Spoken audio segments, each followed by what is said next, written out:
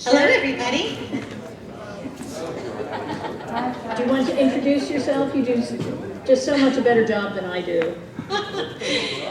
Well, I am a teacher in Virginia Beach for a few more days, and I have had the opportunity to be on loan first to NASA Langley Research Center and now to the National Institute of Aerospace. We're in Hampton, Virginia, and as part of the work with both NASA and NIA, we have been able to develop this virtual world setting.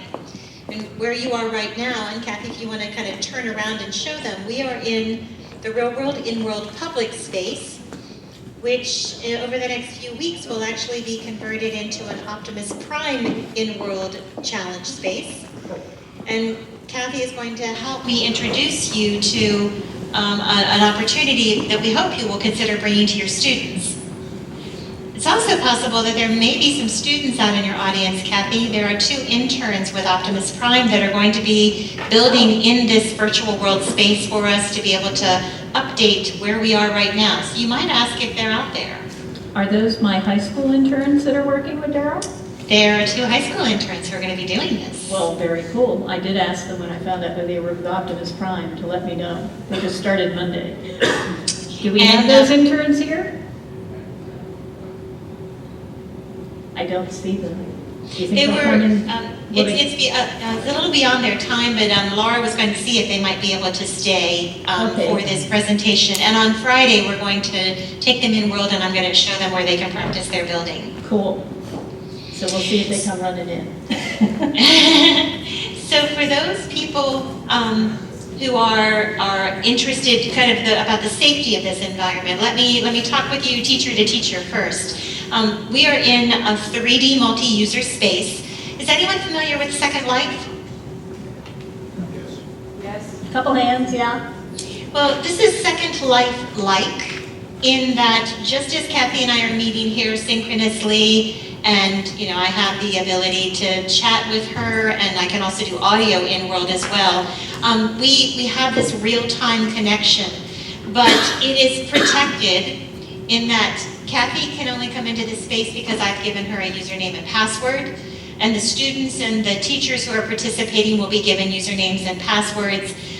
The chat, so if I was to say something that shouldn't be said in the chat, actually, if it happens to be on a list of bad words, it doesn't pop up over my head or in the chat box. There are also nanny bots on guard who, if there are certain words that we know are words we don't want to hear and see, if the students were to type those 3 times, they would actually be ejected from the world. And everything that is typed in this space, no matter what it might be, is actually archived. So I pull down the chat box each week once I have students in world, and then I can kind of keep an eye on conversations that might be happening. This is our public space. This is where we meet for opportunities like what we're doing right now. It's also where students would be meeting with their mentors to begin with. But then ultimately, students participating in the challenge have their own team worlds where they will build out. Kathy, have you been able to give them the cards about the Optimus Prime Challenge? Oh, no, I didn't. But I'll make sure they get them. Well, I didn't bring those over with me. No problem, no problem. There are 2 challenges within Optimus Prime. One is for grades 3 through 12, and that is a video challenge. And the website is still kind of under construction for a bit, but once those cards might be handed out before you leave this week, hopefully. The idea is that students will investigate more deeply some NASA Goddard missions. They'll investigate the spin-off technology. So we know that missions develop new technology to meet their goals and objectives, but there's a lot of benefit from that technology as it is used in other ways. And that's tech transfer or spin-offs is what we call those. But then the students are also asked to work through the design process and come up with their own ideas for that technology. How might they create their own spin-off ideas? The video challenge, as I said before, is grades 3 through 12. And those videos then are posted for the audience, the public to view. And there are also NASA engineers who will view those and come up with the winners for the elementary, middle, and high school groups. Middle and high school students can post their videos, and I will have college engineering students reviewing the videos and selecting down to 20 teams to come into this space. And when they come into this space, they will then work with the college mentor to take their ideas and transfer them into the environment in their team world. Kathy, I'm gonna go ahead of you and then invite you in to one of those team worlds so that the teachers out there can see what it looks like. Okay. So I'm gonna head on over to team 2.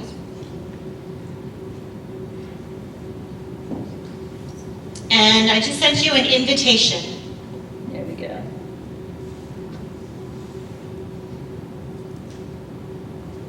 Okay.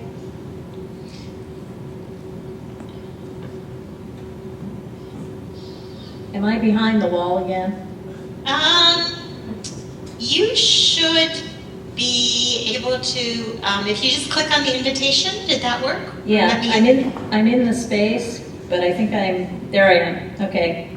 I had to come through one of the panels. Okay, no problem. There you are, you're with me. I don't know what it is with me in those panels.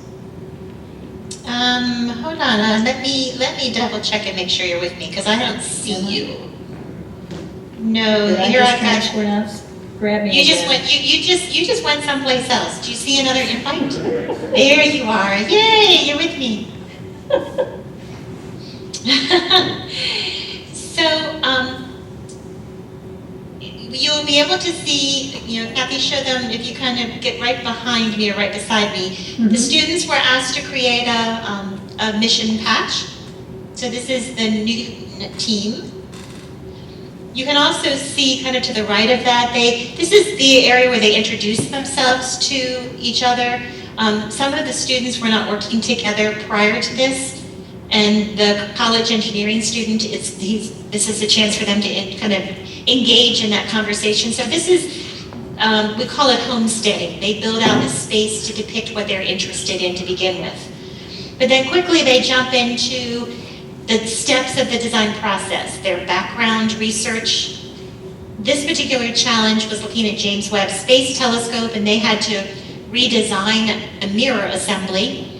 And as I mentioned before, the Real World InWorld challenge is now kind of joining up with the Optimus Prime challenge, so the designs will all be around these tech transfers. And everything in this space that you're looking at now was designed by the students. Okay, so once they actually come in world, they are responsible then for actually building out their team space, and it becomes then the repository for everything that they are working on to continue to answer the problem that is thrown at them in the challenge.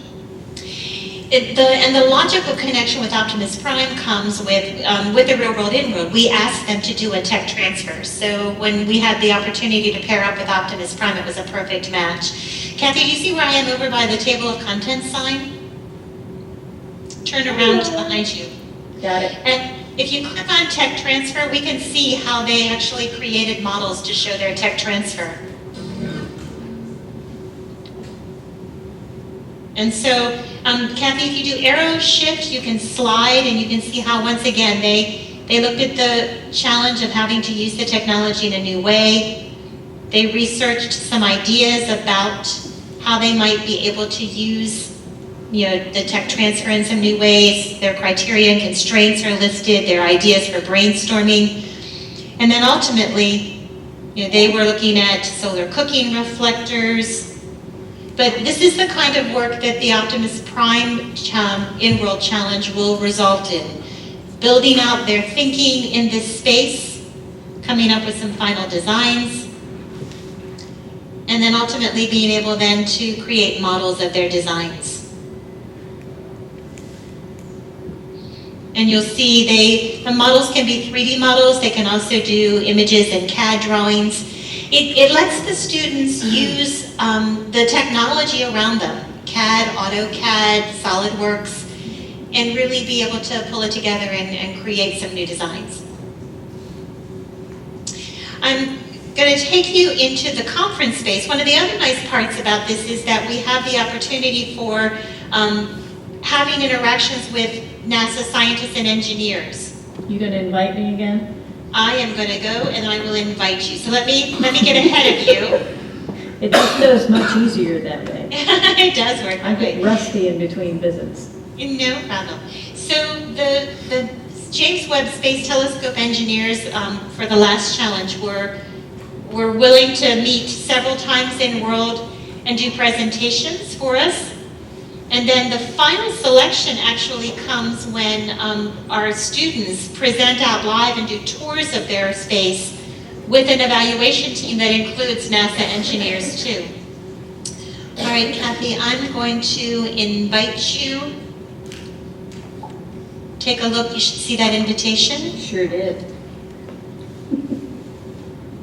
And so we're going to the conference space. This is where we do our Q&A sessions, and let me get behind the podium and I can share a few slides, including the Optimus Prime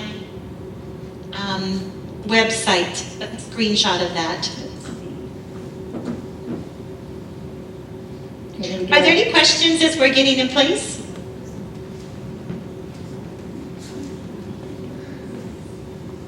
Anyone have any questions out there? Any questions? They're just laughing at me turning around in here. I can't look, ask for questions, and turn around in the space at the same time. Well, and you all know that as much as Kathy and I struggle with our movements in here, for kids, it's second nature to be moving through and doing all of this. It's much easier for them. The screenshot, and Kathy, you might want to fly so you can get a head-on view of that. Wait. Where is it? That's better. I'm flying. So this is this is a screenshot of what the Optimus Prime website looks like. And as we mentioned before, there are two challenges. The video spin-off challenge is for grades 3 through 12. And then the videos that are created for that challenge for middle school and high school, if those students are interested, they may post those videos and then show their interest in going in-world. Only 20 teams are selected to go into this space and are paired with those college engineering students. And it's actually the college students who get to select the students with whom they'd like to work. The timeline for that, the video challenge will open hopefully by the middle of July, and then that will run through the end of January.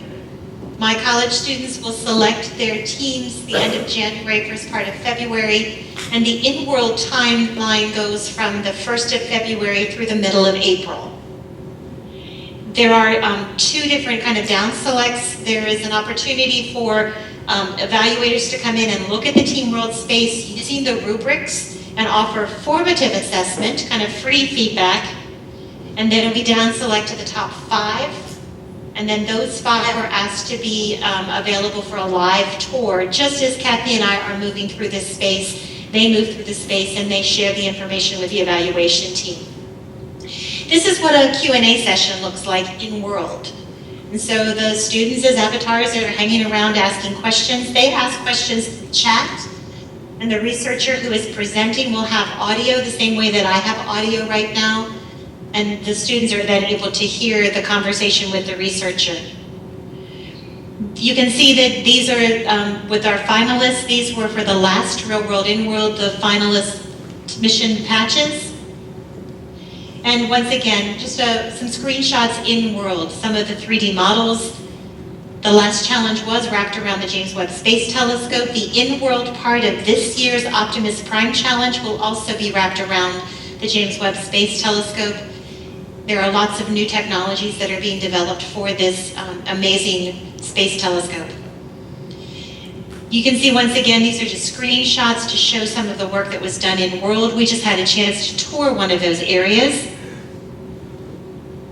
And the students, winning teams have really had a lot of positive feedback. For some students who had never really considered going into the world of engineering as a career opportunity, many have chosen to do that because of their experiences here. I've had team leaders say that they thought this was a great opportunity for them to learn their management skills. One of the college team leaders actually had students in 4 different time zones, and so as he was trying to plan meetings, it was an opportunity to really see what it's like to organize cross time zones. And one thing more, the winning team, it's been a tradition now that the winning team ends up having a trip paid for to come to Goddard Space Flight Center. And our last year's team, when they came, that was the first time that they had actually met face-to-face, which was a very interesting kind of, added piece to having worked online. Oh, and I wasn't there, but Kathy had a chance to actually see how cool it was for them to meet each other. They hadn't even had a chance to meet the NASA official who was kind of in charge of the real world component of it too. So yeah, they get hosted or treated as VIPs on center that day. So and present out live. This particular group presented live to the James Webb researchers, including Dr. John Mather, who is a Nobel laureate. So it was a memorable day for them. The idea, this is, especially with the next gen science standards coming out, this is really an opportunity to showcase the science and engineering practices and to let the kids really flex their muscles when it comes to the design process. Any questions anybody has for Sharon, or just about the project as a whole? Yeah. Can you see an example of what a student product would look like? Sharon, I don't know if you could hear, they wanted to see an example of a student product. Do we want to? So where we were was student work. We can go back and take a look. We can go into another one if you'd like to. Let me head into the winning teams. Okay. You can invite me again. I will invite you again.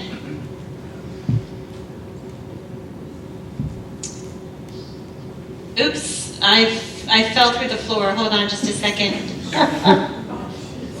Just makes me feel better, that's all.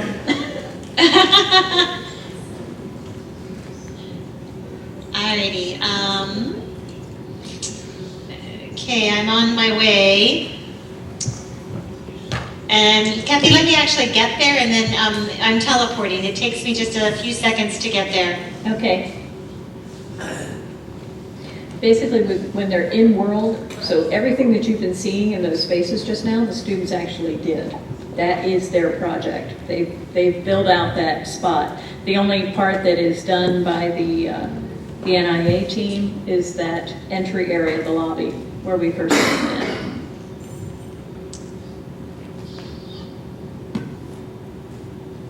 Oops. I don't know what just happened, but did I unplug? My laptop just shut off. We lost Sharon. We lost everything just then.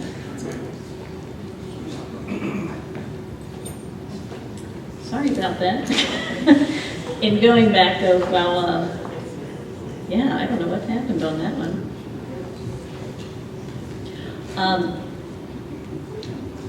Origin of this project, how it actually came to be. You saw perhaps in the lobby area when it first started out, there were banners for USA Today, NASA, NIA, and all that. We had started off with a collaboration that had been, has anybody ever used the No Boundaries challenge project or whatever that USA Today does? It's just something that's it's an online one, but then it actually is like a career research program. And it came out of a cooperative agreement that we had, or a collaboration I should say, with USA Today on that. And they wanted to go a step further and actually do an engineering design challenge of some sort. So we had one through a program USA Today has online called Site Insight. And that was kind of a paper pencil, in the classroom, solve a problem based on something that a mission throws at you. And so we were working with that at the time with the Hubble Space Telescope, the last servicing mission that had been done. And around that same time, Sharon and I have actually had the opportunity to be partners in crime, as we like to call it, since about 2005, and trying out different things as we work together between centers, Langley and Goddard. And at the time that I was working with the Site Insight Challenge, Sharon was approached by folks at Langley to investigate and see what might be able to be done for students in a virtual space. So we were able just to connect those groups, USA Today and their project, and NIA and the virtual world space that they were working with, and develop Real World InWorld. And so it ended up being a proposal placed in for the K-12 CAN that Goddard or NASA was sponsoring, and was awarded that. So it was operating under the CAN then for 5 years. And now the James Webb Space Telescope has sponsored it for the last 3, I think it is, in having it continue to move forward. And for some reason, let's see, I've got to get back online. So, is Dr. Felicite Maurice still here? How much more time do I have if she is, Evelina? Any other questions that you all had? I'll try to get back in here so that Sharon has an idea what happened. Time frame on it, again, is kind of starting in the fall. I'll have cards that you all are still here tomorrow, correct? Okay, I'll make sure that those get to you all to be handed out so that you have information about the Optimus Prime piece. And again, the connection or the progression through that is Optimus Prime is some. Have any of you participated or had your students participate in Optimus Prime as yet? It's been done as a challenge for students. It's been around for a couple of years now. And this time it's collaborating with Real World InWorld for the first time. So because Optimus Prime is going to wrap some of the challenge topics around spin-off technology from the James Webb Space Telescope, then the James Webb Space Telescope is sponsoring the InWorld portion of the competition. So those two projects then are merging together for a new opportunity this coming school year. So it makes for kind of an exciting opportunity for students. They should be okay. Where did it go?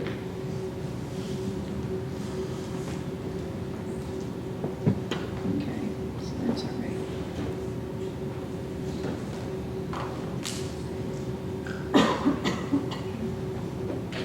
Any other questions that anybody had? Sorry about that. We're losing it. I don't know what happened on there.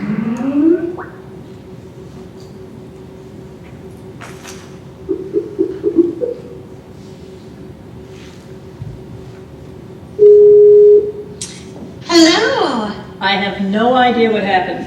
But my laptop just kind of shut down. I think it had enough for today. Sometimes I feel like that too. So, you want to still try to go in? We've got a few minutes. Anything else you all want to see? We've got some time, so I guess we can. Yeah, I'll go into that world where we were trying to show the student work. So let me get there. While we were gone, I was just telling them a little history on it, like origin-wise, from the USA Today days and whatnot. And it's exciting to see, the interest. This particular project also then resulted in a project with my homeschool division, where the teachers, elementary, middle, and high school, are using this space for project-based learning. All right, Kathy, I am sending you an invitation. Okay, I'm still loading some, so I'm going to hold off for a little bit. Okay, you're still processing? Yeah.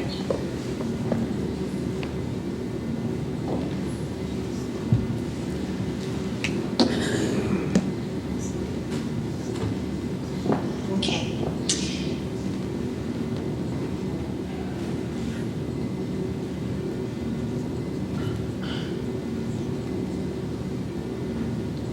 Do you see the invitation? Yes.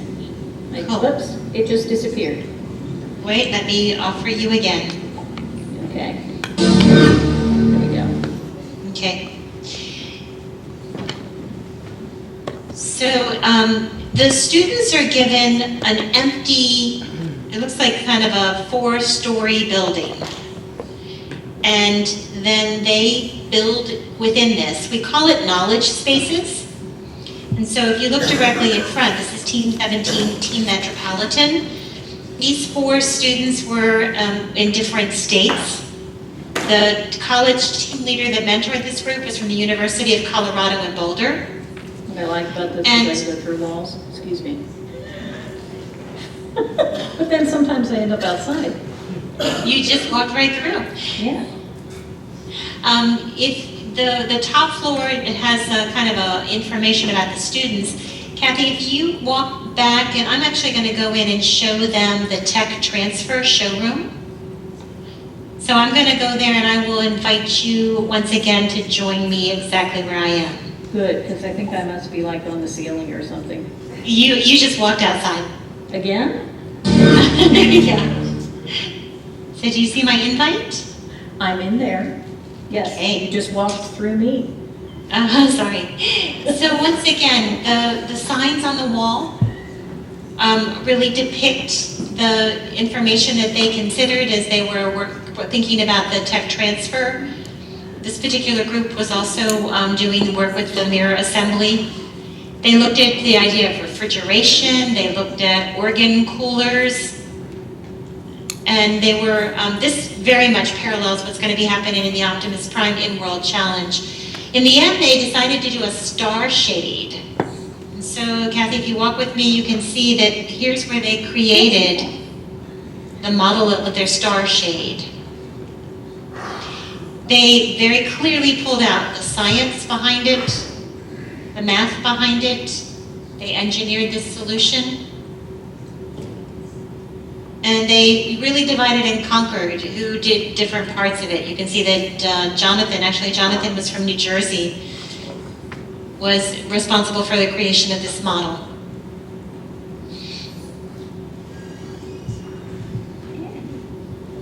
Does that help explain the kind of work that the students create? So all the things that you see in this space here are what the students have put in there and used them to. Including they found the model of the Earth in that globe. We did not supply any of that for them. Yeah, they get an empty room. Oh, let me look up.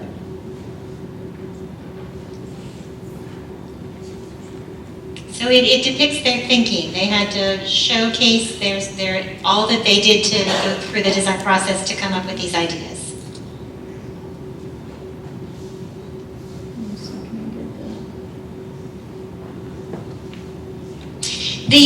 We're hoping to be pretty flexible. For the actual InWorld challenge, it needs to be teams between 2 to 4 on a team. And if students do the video piece as solos, independently, we're also trying to figure out a way that we can actually help pair them if they would want to then move InWorld and work with another student. So hopefully there are folks out there who find this interesting and something that you'd be willing to take back and try with your students. Any other questions? How many think they might try it out? Or at least proffer it to the class? Got a few. That's wonderful. Again, I'll make sure you have the cards for tomorrow so that you can, you have that information and you can be watching for the heads up and get yourselves and your students involved. Any other questions for Sharon before we sign off? Well, and I would also just encourage that it's not a requirement that there is an adult mentor. So, this may be something that you could even simply facilitate in an after-school setting.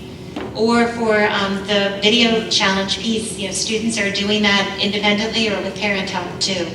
So we're trying to just offer informal settings for students as well. Yeah, because they can either have their own team or just have 1 or 2 or something like that want to match up and meet online and join a different team. We actually had a wedding team one year that was, all of it was done with a parent. They met on Sunday afternoons and it was a dad who simply was there just to help facilitate. What kind of, what type of computer skills do they need to, I mean, are there tutorials so that the kids know how to load all this information? Yeah, the question was what kinds of computer skills do they really need, and are there tutorials for them to be able to know how to go about this? There's a building tutorial within the virtual world space.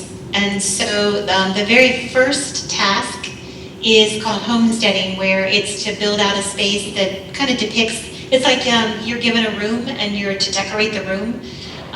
And there's a step-by-step tutorial that helps the students learn how to build in that environment. We also have tech support for the team leaders themselves, as well as then helping with the teams. So we try to make sure that the frustration level is pretty low with worry about the technology part of it. So it was originally designed for PCs, but we will have this year an actual they call it a wine, which allows it to be bottled up and used on Macs as well. So it can also be used on Macs this year. Any other questions? I don't like the iOS system, iPads, iPods. I was asking about like iOS systems, iPads, iPods. I'm sorry, say that again, Kathy, I missed that. Being on things like an iPad or such? It does not work on iPad at this point, so it needs to be computer-based. Anything else? Okay, I think we've exhausted the questions at this point. Well, thank you all for your attention. I know you've had a very busy, full day. And Kathy, thank you for walking with me through the virtual world. Invite me in again anytime. Let me wave goodbye. I gotta find you first. Oh, you're over there. And I can show happiness and joy too. There you go. You're not gonna do the Macarena this time? All right, my goodness. It's so antiquated, but there's my Macarena. Hey. For old time's sake. For old time's sake. I know, these little things make us happy. All right, thank you all, and thanks so much for joining us today. Thanks, Sharon. Good, bye-bye, good night. Bye-bye.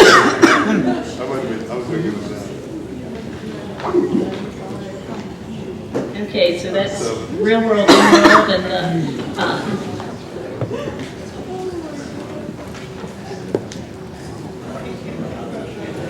and that Optimus Prime option for you. So that's all I have. Are there any questions from anybody? Last shot? Anything about History of Winter or about Real World, InWorld, and Optimus Prime? Thanks so much for your attention. And now your day is at close. Now you can watch. Visitor center tomorrow morning, 8 o'clock, the whole day, over there.